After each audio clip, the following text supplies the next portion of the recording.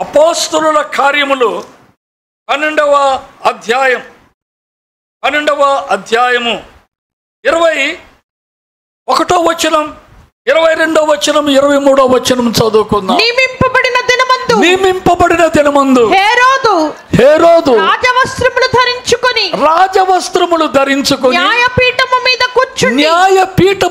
కూర్చుండి వారి ఎదుట ఉపన్యాసము చేయగా జనులు ఇది దైవ స్వరమే కాని మానవ స్వరము కాదని కేకలు వేసిరి. అతడు దేవుణ్ణి మహిమ పరచనందున వెంటనే ప్రభువు దూత అతని మొత్తెను గనుక పురుగులు పడి ప్రాణము విడిచెను.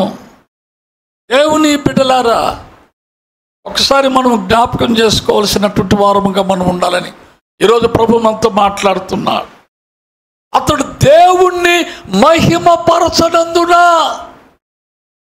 ప్రభు దూత అతనిని మొత్తెను.